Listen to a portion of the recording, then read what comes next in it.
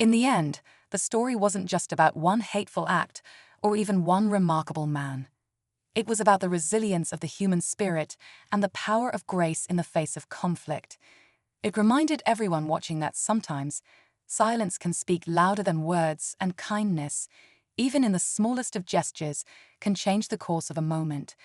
As the video continued to inspire conversations worldwide, its message became clear: dignity, compassion, and understanding are forces stronger than hate. The woman froze, her defiance flickering as she realized the stakes had suddenly shifted. The crowd, now aware of the officer's authority, grew quieter, waiting to see how this new development would play out. The tension was palpable, every second feeling longer than the last. But just as it seemed like the woman might finally back down, she did something no one expected. She turned her anger, not on the guard or the crowd, but on herself. Tears began streaming down her face as she shouted, "You don't understand." Her voice cracked with emotion, leaving everyone stunned and questioning. What could possibly drive someone to act like this? And what was she hiding? The woman's sudden outburst stunned everyone into silence. Her anger, once sharp and directed outward, had dissolved into something raw and vulnerable. The off-duty officer stepped closer, his voice softening as he asked, "What don't we understand? Help us understand." The woman hesitated, glancing at the guard who still stood tall and unwavering. Her hands trembled as she spoke, her voice barely above a whisper. "I lost my son," she said, her words spilling out like a dam breaking. "He was in the military, and he didn't come back." Her voice cracked as tears streamed down her face. "When I saw him," she gestured toward the guard, "it reminded me of him. The way he stood, the uniform, it just brought it all back." The crowd shifted uneasily, that anger giving way to a complicated mix of emotions. While her actions had been unacceptable, her pain was undeniably real. The officer gently placed a hand on her shoulder. "I'm sorry for your loss," he said sincerely, "but this isn't the way to cope with it." The woman nodded slowly, her gaze dropping to the ground. Then, something unexpected happened. The guard, who had remained silent and motionless through it all, finally moved.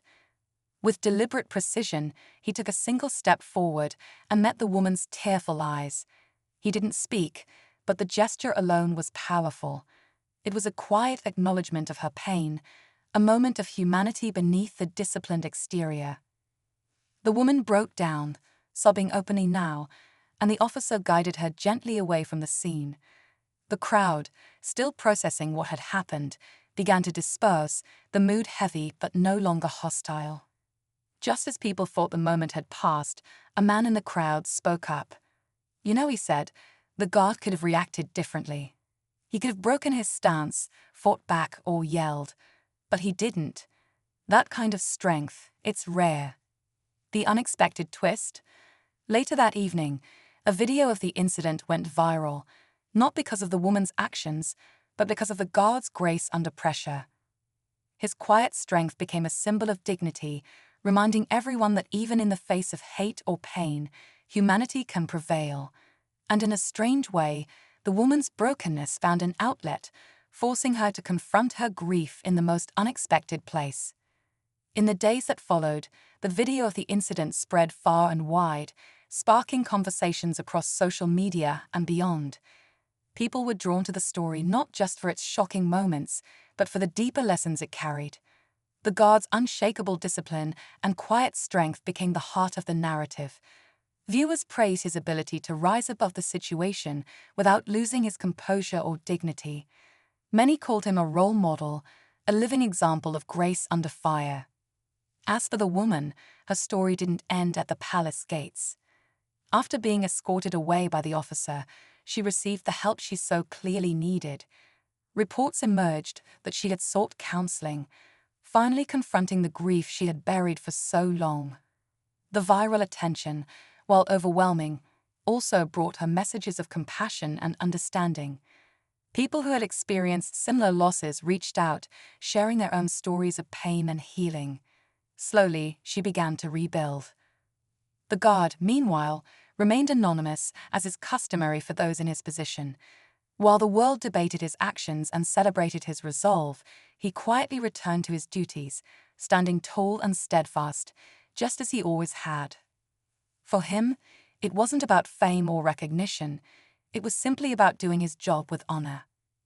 For Maya James and others in the crowd, the incident left a lasting impression. They realized that moments like these reveal the best and worst of humanity. Maya often reflected on the courage it took for the guard to stay composed, and James felt a renewed sense of respect for those who serve, knowing how much strength it takes to endure. The night was calm, the kind of stillness that makes you feel like nothing bad could ever happen. But in a dimly lit alley, shadows moved with a purpose. A black SUV rolled up, tires crunching against the gravel. Inside, the mafia crew exchanged silent nods. They had their orders: find the girl, make her disappear. To them, it was just another job, another payday. What they didn't know was that this was no ordinary girl. Emma, an independent and spirited college student, had just finished a late-night study session with friends. As she walked home, her headphones in, she didn't notice the dark figures trailing her. She had no idea her life was about to take a terrifying turn. The men grabbed her, quick and calculated, muffling her screams and dragging her into the SUV. In their minds, she was just leverage, a pawn in their endless games of power and intimidation. But Emma wasn't just anyone. She was the daughter of a man whose name alone struck fear into the hearts of the most dangerous criminals. Her father, Colonel Jack "Ghost" Morgan, was no stranger to violence. A decorated Marine with a reputation for being the most lethal force the U.S. Navy had ever seen, Jack had spent years dismantling entire terrorist networks overseas. What made him truly terrifying wasn't just his skills, it was his relentless drive when it came to protecting those he loved. Back at home, Jack was sipping his morning coffee when his phone buzzed. A chilling video message appeared. Emma, bound and frightened, her captors' faces masked, their voices distorted as they demanded a hefty ransom. Jack's hand trembled, not with fear, but with fury. The mafia had just made the biggest mistake of their lives. They had no idea they'd just declared war on the deadliest man alive. And Jack, he was already planning how to bring every one of them down. Jack stared at the video on his phone, his jaw clenched so tightly it felt like it might snap.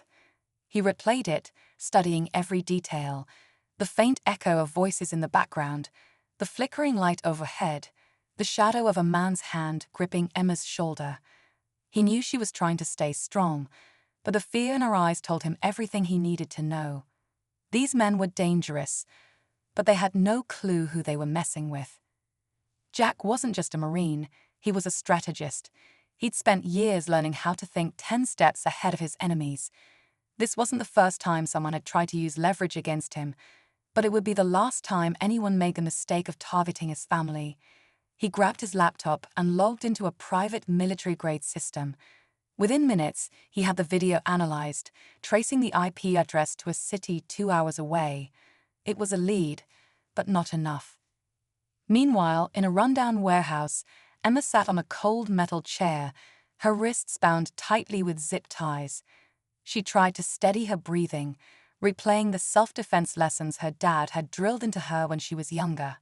Stay calm, observe everything, look for a way out.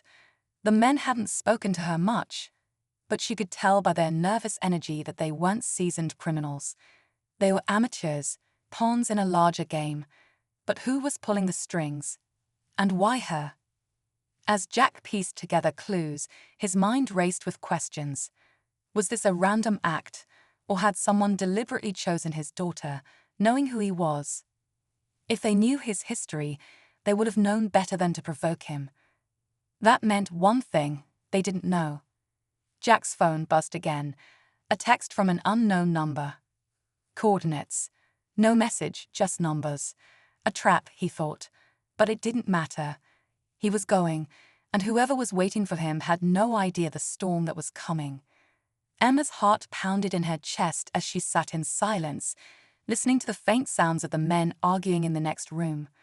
Their voices were muffled, but she could pick up fragments. "This wasn't part of the deal," one of them said, his tone tense.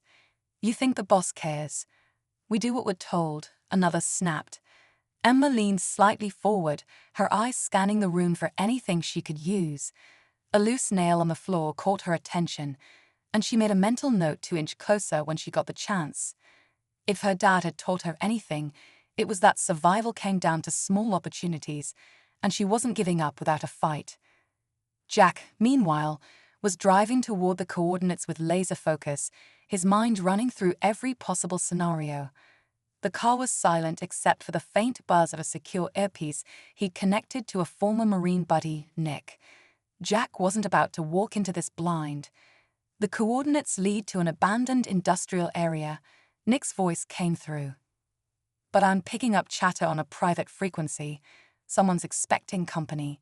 Jack smirked grimly. "Good, let them." At the warehouse, one of the captors stepped into the room where Emma was being held. He was younger than the others, his movements hesitant as he set a bottle of water down in front of her. "Don't try anything," he muttered, avoiding her gaze. Emma noticed the small tremor in his hand. He was scared, not of her, but of whoever was in charge. She decided to test the waters. "You don't have to do this," she said softly. He froze, glancing nervously toward the door before quickly walking out. Outside, Jack parked a block away, stepping into the shadows to assess the area. He noticed subtle signs of security, guards stationed at entrances, poorly hidden cameras, but he dealt with worse. As he moved closer, he caught sight of something that made his stomach tighten. A symbol spray-painted on the building, a logo tied to a criminal syndicate he thought he'd buried years ago. This wasn't just about Emma, this was personal. Jack crouched in the shadows, his breathing steady, his senses sharp. The symbol on the warehouse wall brought back memories he'd buried deep. Missions gone wrong. Enemies he thought were long gone.